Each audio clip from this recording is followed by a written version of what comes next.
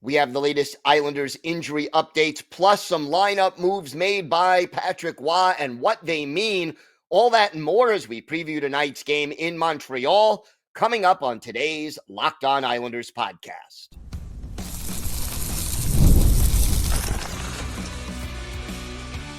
Your Locked On Islanders, your daily podcast on the New York Islanders. Part of the Locked On Podcast Network, your team every day. Welcome, everybody, to the Tuesday edition of the Locked On Islanders podcast, part of the Locked On Podcast Network, your team every day. I want to thank everyone who makes Locked On Islanders your first listen every day. Don't forget to subscribe on YouTube or wherever you listen to podcasts so you get new episodes as soon as they drop. Today's episode is brought to you by FanDuel. You could start the season with a big return on FanDuel. New customers can place a $5 bet, and you'll get started with $150 in bonus bets if you win that first $5 bet. Visit FanDuel.com to get started. There is so much going on right now with injuries and lineup changes, and I wanted to sort of bring it all together. So let's start out with the injury updates because, quite frankly, that is pretty important for the New York Islanders dealing with so many injuries. And we'll start with the good news. J.G. Pageau, who had missed the last two games with a lower body injury, was back at practice yesterday, Monday, before the Islanders headed up to Montreal to face the Canadiens. And he was not on the top line anymore, and we'll get into that a little bit more. But Pageau did indeed skate, was a full participant in practice, had third line was where they put him, where Patrick Roy put him in between Kyle McLean and Oliver Wahlstrom on his wings. Whereas you still have the Bo Horvat, Anders Lee, Simon Holmstrom trio at the top of the depth chart. And look, obviously Pageau, he will be a game time decision for tonight's game in Montreal. And it'll be important. I mean, you get a 60.4% face-off winning percentage if J.G. Pageau is there. He is a penalty killer. He is one of your better checking and defensive forwards, and he can add occasional offense. 5 goals, 5 assists in 23 games. That puts him roughly on what? About maybe a 33-point season. So, not the greatest pace offensively, but Pageau, still able to do other things, whether it's face-offs, checking, penalty killing, that contribute to the team's win. So game time decision for J.G. Pageau. Then there's the bad news.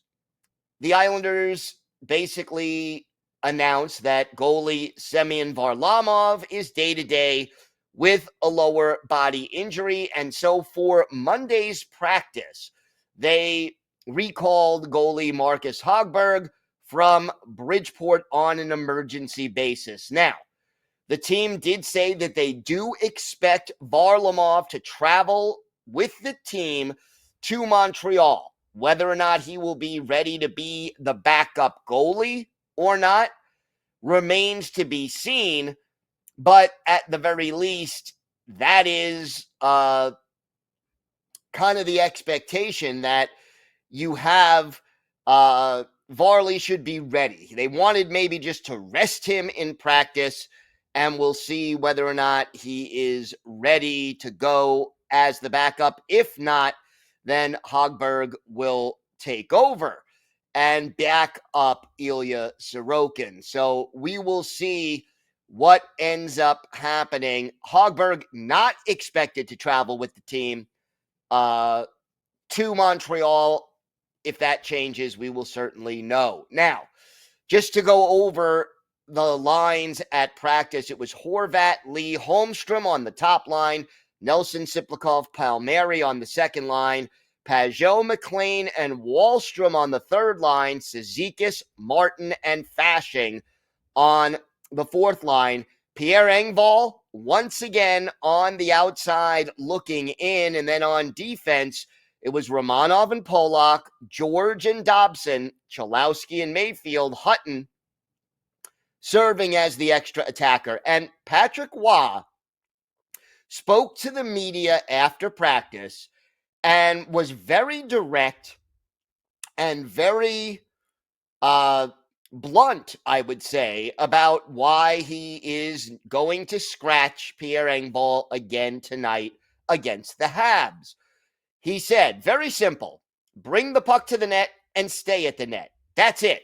It's sad, but right now, there's guys that are playing better than him. They're probably not as talented as him, but they're playing better than he is. If he was helping me, I promise you this, he'd play.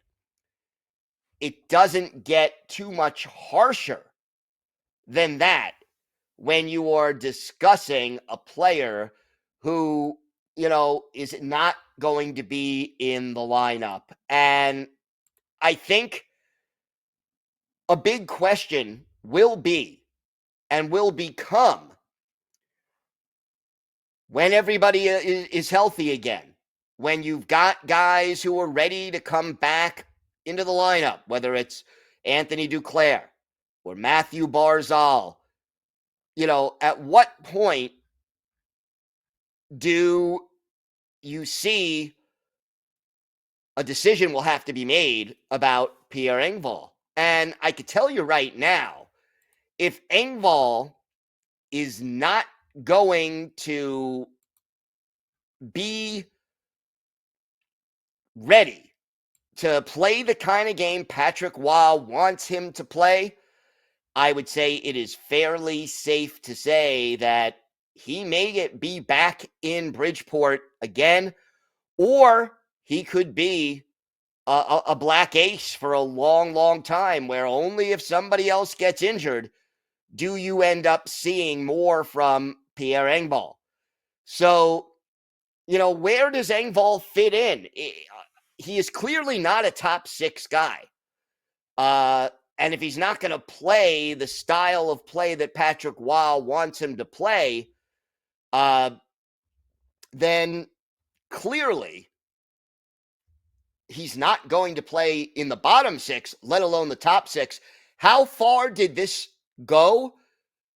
Patrick Waugh told reporters that if J.G. Pageau is a no-go tonight, if he, the game time decision is he needs another couple of days to rest, he's not quite ready yet, he'll go back to 11 forwards and 7 defensemen, just like he played Saturday against Buffalo. So right now, Pierre Engvall is so deep in Patrick Waugh's doghouse that he would rather play short one forward and add another defenseman rather than put Pierre Engvall in the lineup. And keep in mind, again, not only is this a situation where, this team is already missing 2/3 of its top line in Anthony Duclair and Matthew Barzal. By the way, no progress right now with Adam Pelech and Anthony Duclair. They're still skating on their own. They have not participated in a full practice with the team. And by the way, Matthew Barzal still not skating even on his own yet. So that is the latest updates. But when you look at the forwards, not only are you missing Barzal and Duclair, but you've got Kyle McLean, who has 3 points in 25 games. Oliver Wahlstrom with 2 points, a goal and an assist in 21 games. Casey Cizikas, a goal and an assist in 25 games. Hudson Fasching, no points in 7 games. Matt Martin, 1 assist in 14 games. Yeah, he had a goal overturned on a questionable call the other night. But again, it's not like this team has guys who are producing in the bottom six, and yet Patrick Roy clearly feels like his best option remains not playing another forward at all, not calling up another forward from Bridgeport. He'll go 11 forwards and 7 defensemen again because Pierre Engvall is just not doing the things he needs to do to get back in the lineup. And again, this is a little bit of accountability, something that this franchise needs to do more of. You need more accountability on this roster, and it shouldn't just be Pierre Engvall. But, again, even with all these injuries, if Engvall cannot get in the lineup, that just tells you how deep in the Chateau Bow Wow of Patrick Roy Pierre Engvall is right now. We have got more to get to on today's show. We're going to talk a little bit more about Noah Dobson and where he's at as he continues to try to get his way out of a disappointing first 25 games to the season. We'll talk about Dauber. We will talk about, we will preview tonight's game against the Montreal Canadiens. And for our Islanders' birthday of the day, another Sutter brother who you may not remember was briefly an Islander during the 1994-95 season. Let's see if you can guess who that is. It's not that hard. There's 6 Sutter brothers from the original group. Let's see if you can guess which one it is. We've got all that and more coming up on today's Locked On Islanders podcast. Today's episode is brought to you by your friends at Prize Picks. You can now win up to 100 times your money on Prize Picks with as little as 4 correct picks. Prize Picks is the best place to get real money sports action. Join over 10 million users and sign up today. And Prize Picks always puts their members first, so all withdrawals are fast, safe, and secure. When my picks hit, I can get my money in as quick as 15 minutes. So, sign up today and you can get $50 instantly after you play your first $5 lineup. All you have to do is download the Prize Picks app and use code LOCKEDONNHL. Again, download the app, use code LOCKEDONNHL. You'll get $50 instantly after you play your first $5 lineup. So check it all out at Prize Picks. Run your game.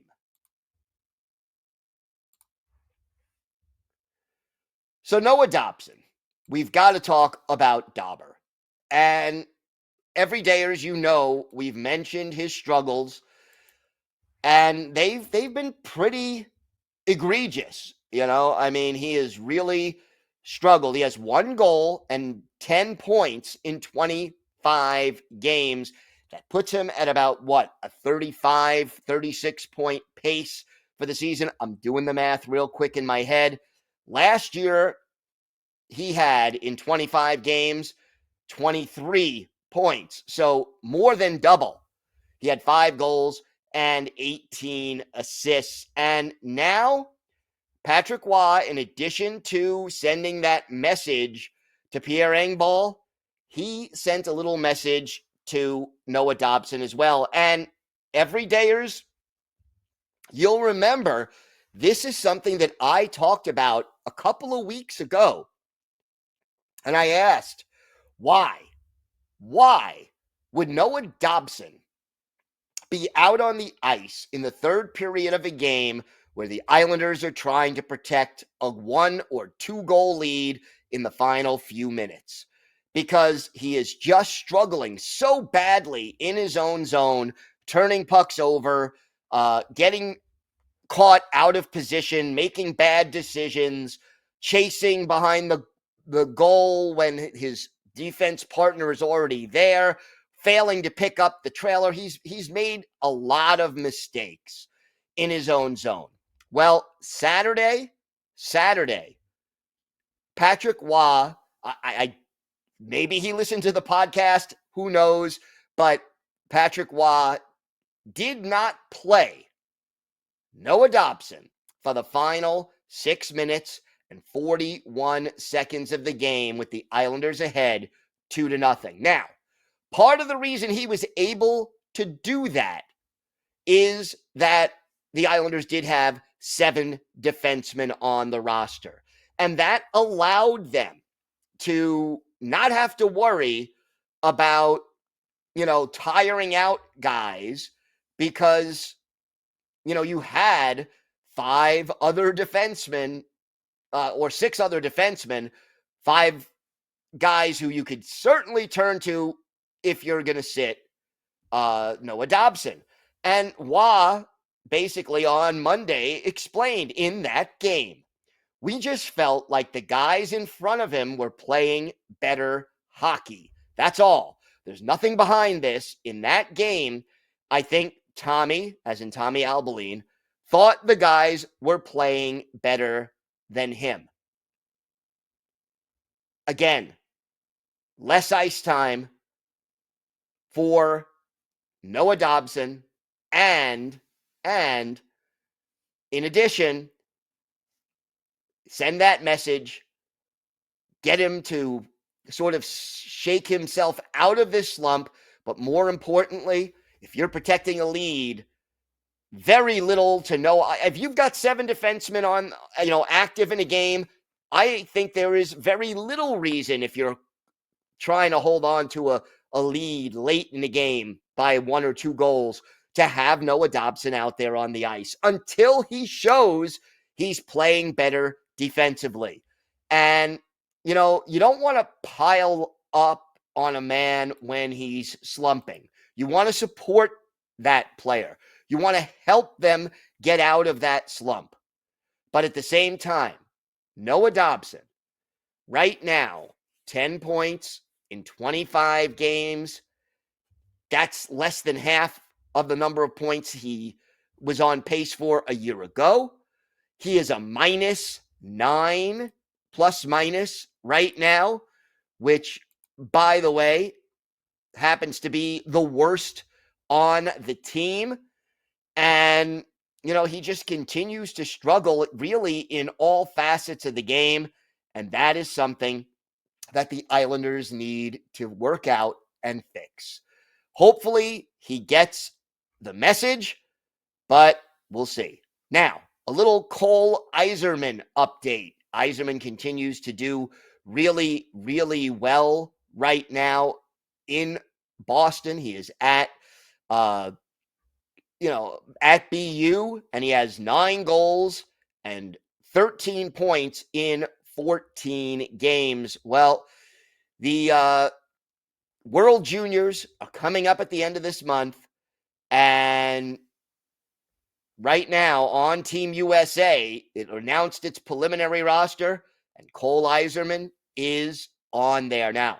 15 forwards, 10 defensemen, 3 goalies, 28 players announced in this preliminary roster, and great to see Cole Eiserman make the team, and hopefully, he will not only be on the team, but play well. Now, Danny Nelson, who was on the team a year ago, also invited. Quinn Finley, who was on the team last year, did not get an invitation for Team USA's preliminary roster. Team USA gets started on December 26th. So we'll see. They face Germany in that first game, but Cole Eiserman, barring, knock wood, an injury, should be a part of the team. And, it's been great to watch Cole Eiserman, watching the highlights, watching an occasional part of a game or game that he's playing.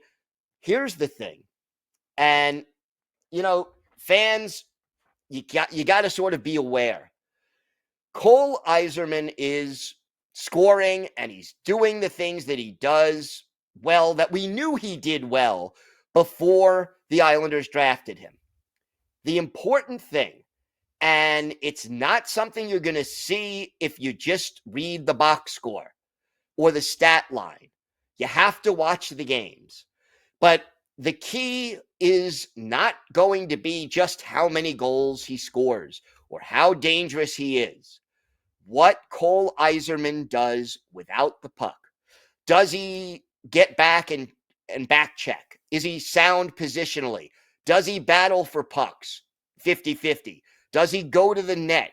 Does he do the little things that an NHL player needs to do to get ice time? The one thing you don't want to have happen to Cole Eiserman or any prospect is to see them develop a game similar to Pierre Engvall, where there's no physicality. You don't go to the net. You stay on the perimeter. Maybe you don't play defense, which may, not necessarily be Engvall's issue, but you want to see him develop into a full hockey player, not just a goal scorer.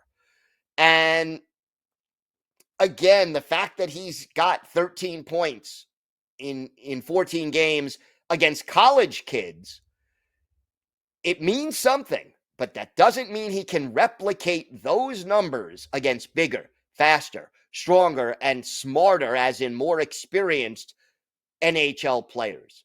So I'm enthused. I'm happy. He still is, according to most scouts, at least another year away. But hopefully, we'll see more good stuff from Cole Eiserman, and having him at World Juniors is a plus for Eiserman, for the Islanders, and for all involved. So I'm glad to make that announcement. All right, more to get to on today's show. We will preview tonight's game against the Habs, an emotional homecoming for Patrick Roy going back to Montreal. We'll have that. We'll have our Islanders' birthday of the day and more coming up on today's Locked On Islanders podcast. Today's episode is brought to you by your friends at FanDuel. Get ready to tackle the NFL action with FanDuel, America's #1 sportsbook. Because right now, new customers can bet $5 and get $150 in bonus bets if you win that first $5 bet.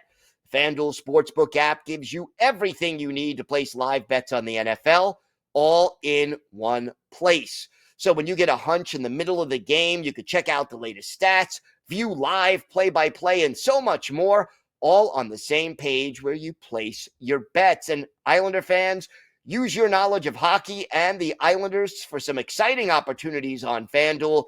Check out the odds for tonight's game in Montreal. Just visit FanDuel.com to join today. You'll get started with $150 in bonus bets if you win your first $5 bet. That's FanDuel.com. FanDuel.com. Never waste a hunch and make every moment more with FanDuel, an official sportsbook partner of the NFL.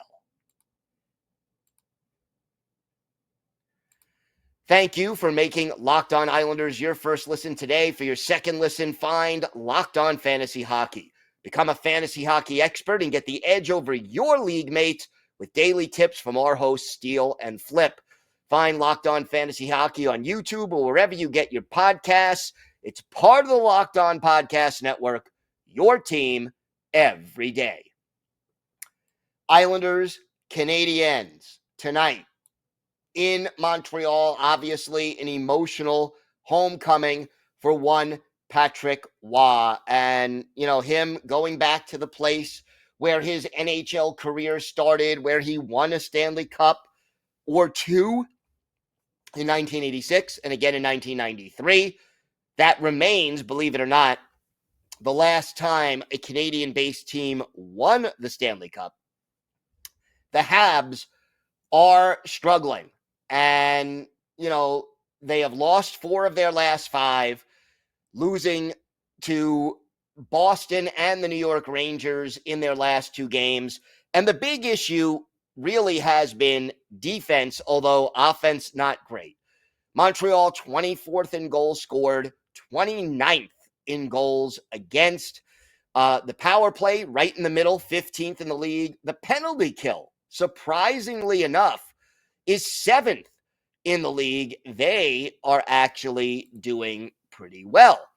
The goaltenders right now, Sam Montembeault and Caden Primo. Now, Montembeault has started 17 games, Primo 7, and Primo started the last game against Boston, so it is very likely we see Sam Montembeault tonight against the Islanders. He's 6-10-2 on the year with a 3.12 goals against and an .897 save percentage. Primo 2-3-1, but a 4.45 goals against and an .844 save percentage. So obviously, neither of these goalies is shining at the moment. Nick Suzuki leads the team with 15 assists and 24 points, including 4 power play assists. Cole Caulfield, 16 goals to lead the team. He has 22 points. Now, keep in mind, there are some dangerous guys on this team, but they also may be getting back, and we may not know this until game time. Patrik Laine, he has not played yet this season, at least not during the regular season for the Canadiens, but he may be making his season debut with the Habs. Could be tonight, could be, in their next game on Thursday against Nashville. But keep your eyes open because Laine is a dangerous scorer, and even if he, isn't at 100%, they could activate him for this game, and we'll see what happens. The line combinations for Montreal, Nick Suzuki, Cole Caulfield, and Alex Newhook are the top line. Christian Dvorak, Juraj Slafkovsky, and Brendan Gallagher are the second line. From left to right, Joshua Roy, Kirby Dach, and Josh Anderson are the third line, and then it's Jake Evans as the center. Emil Heineman and Joel Armia are his wings. On defense, Lane Hudson and Mike Matheson are the top pair. Caden Gould and Jaden Strumbel are the middle pair. And then you have David Savard and Arbor Ashkaj as the third pair, with the goalies, as I mentioned, Montembeault and Primo. On IR, Patrik Laine, Raphael Harvey Pinard, and right now David Reinbacher is out of the lineup. We'll see if he is able to return. Look, if you can't get some goals past this Montreal team that is struggling, that is 29th in the league defensively, well, the Islanders, they have to take advantage. They have to be able to do that. And then the way the Canadiens are playing and struggling to score, their power play is good. 5-on-5, they really struggle. The Islanders need to stay out of the box.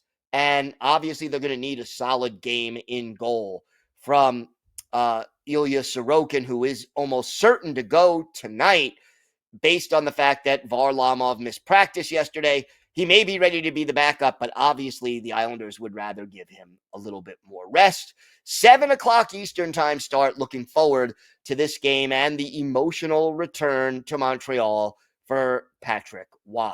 All right, time for our Islanders birthday of the day. We all know Brent Sutter and Dwayne Sutter. They were part of the dynasty years, winning Stanley Cups, but there was another Sutter brother who played for the Islanders, albeit briefly, and that was Ron Sutter. The native, like all the Sutter brothers, of Viking, Alberta, 6 feet, 180 pounds, drafted in the first round, 4th overall by the Flyers in 1982. Played 10 games for the Flyers that year and then stayed with the Flyers until the 91-92 season when he played for the Blues. Then he played for the Nordique. And then in 94-95, the lockout-shortened year, Ron Sutter played for the Islanders, a goal and 5 points in 27 games. Later played for the Bruins, the Sharks, and the Flames before hanging up his skates after the 2000-2001 season. For his NHL career, Ron Sutter, 1,093 games, 205 goals, 533 points, and 1,352 penalty minutes, add 8 goals and 40 points in 104 playoff games. None of those, however, with the Islanders. His best game as an Islander, this one was easy to pick. April 7th, 1995, Islanders visiting Madison Square Garden, where all the Dennis Potvin fans still chant his name every game, and facing the New York Rangers. It's Tommy Soderstrom in goal for the Isles. it's Mike Richter getting the start for the Rangers. And the Rangers jumped out to a 2-0 lead on goals by Alex Kovalev and Pat Verbeek.